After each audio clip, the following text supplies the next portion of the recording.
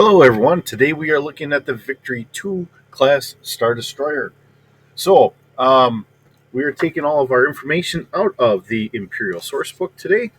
Uh, so, uh, when the Victory 1 kind of had its issues, we had the Victory 2, and it did not come off the production line until after the Clone Wars had ended.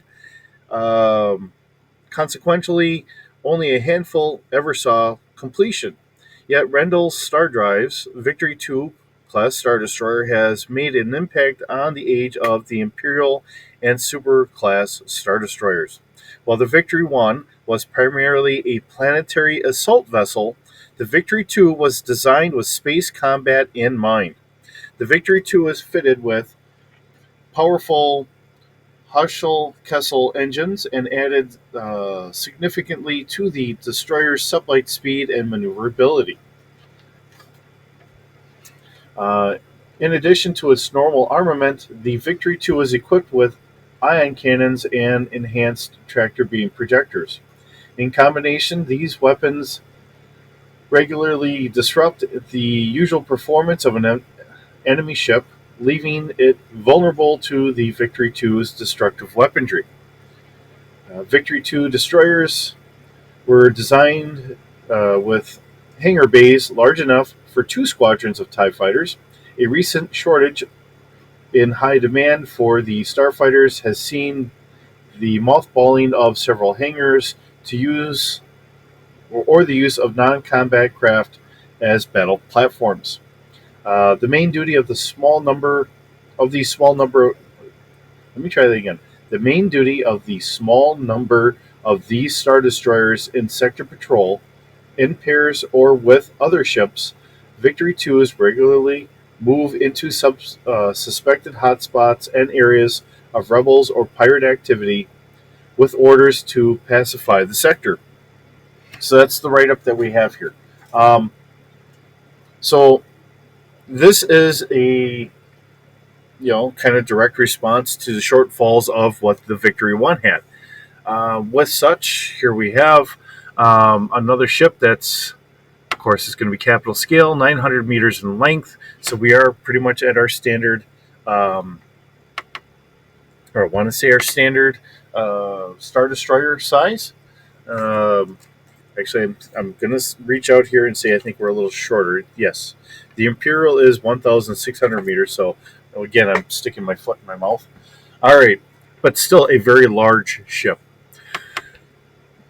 Okay, so we have a crew of 500 or 5,881. We have gunners of 226, and you can get everything done with a skeleton crew of 2,100.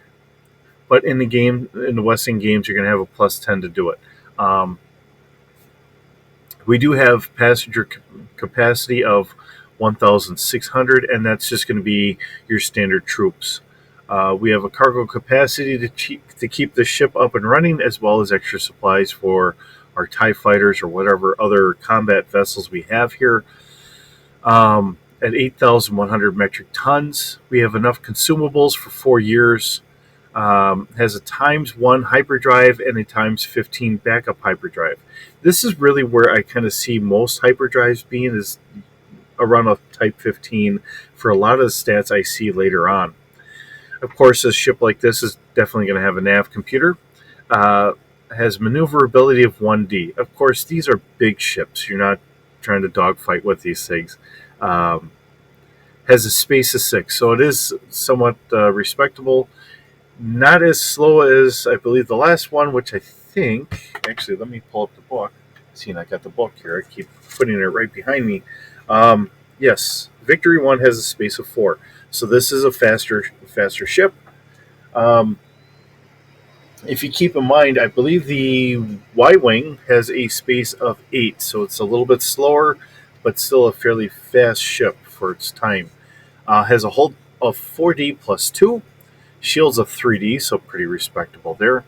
Our sensor packet, we have passive sensors going out to 4 kilometers. Our active scan is 7 kilometers.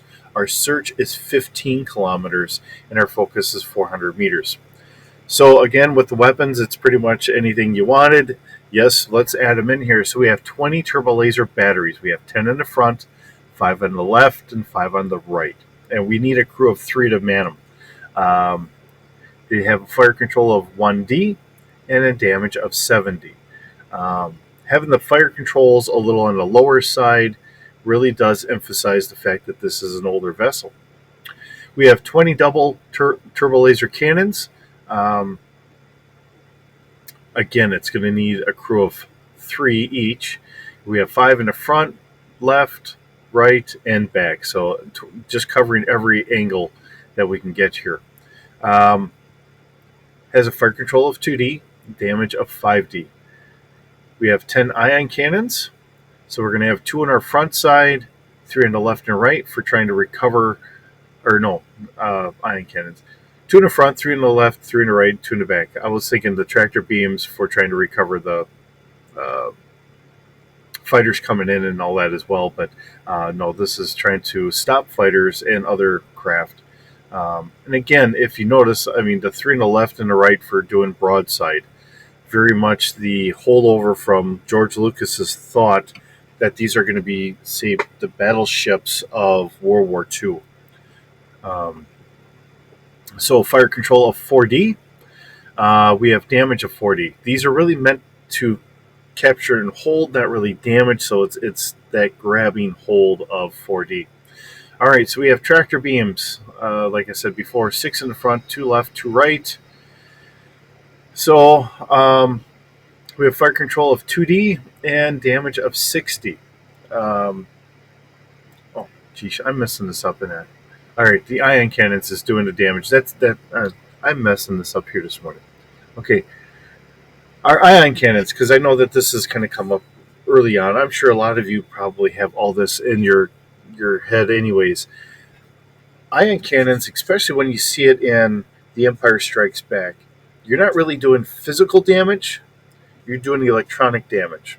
So you're hitting a ship and you're shutting down systems.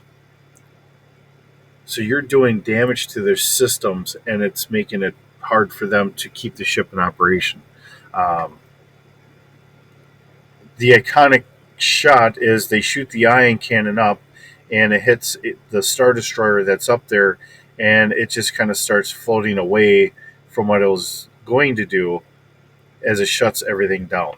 Um, So that's where we get that. And then the tractor beams for trying to grab things. So we have a 60 for damage on there for trying to grab in whatever you're grabbing.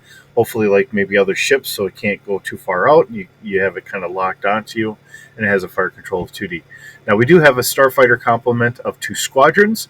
As it was listed before, that is really meant to be our TIE fighters. Now, with them seeing that it was meant for TIE fighters, that means that they probably have all the racking systems so you can stack them up on top of each other. Okay, where a lot of other ships you can land them just on the hangar deck. Um, and being more powerful engines and earlier versions of these engines, uh, some people have done diagrams, and I'm sure if you look them up, they list these engines taking up a huge part of the ship.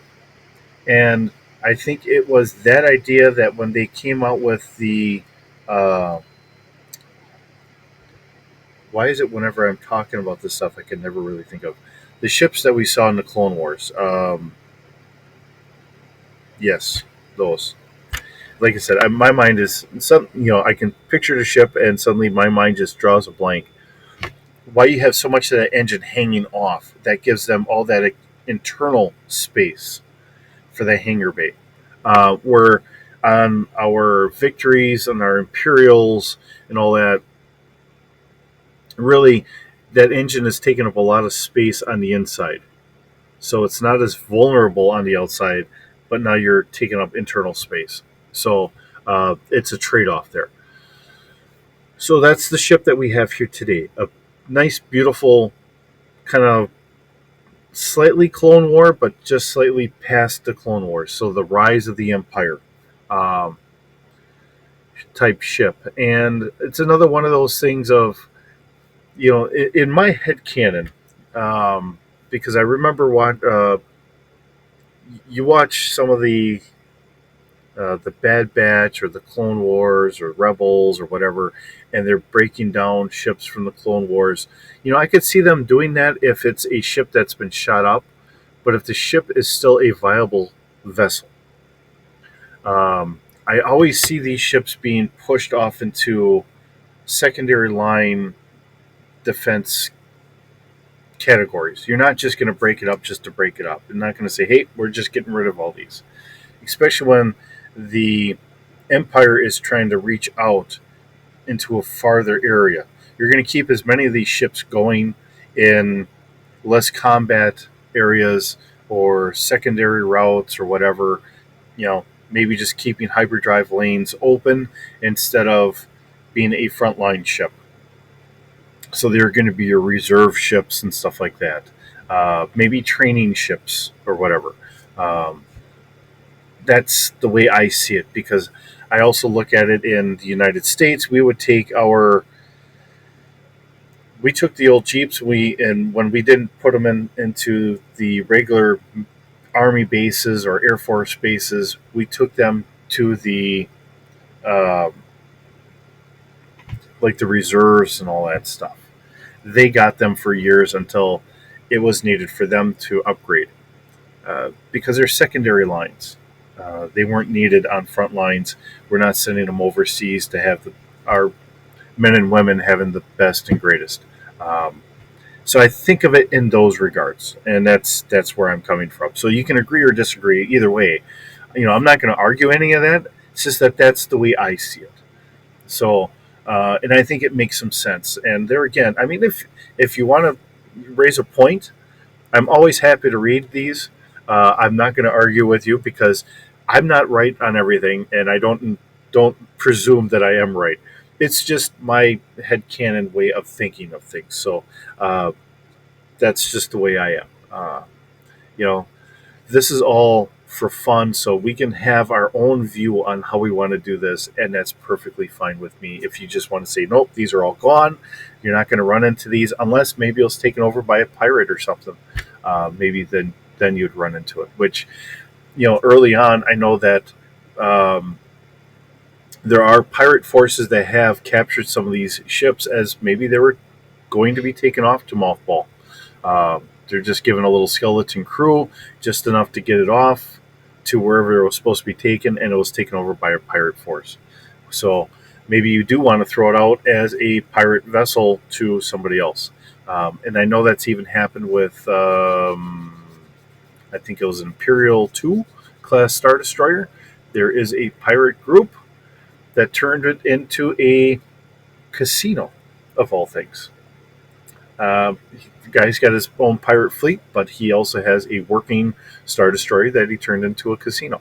So, just the silliness of how things go in the expanded universe. So, it's not saying that if it's been done in some of the books, it's not a possibility. Who knows? It's a wild west out there in the stars. So, with that, I hope you're having a wonderful day. We'll see you in the next video.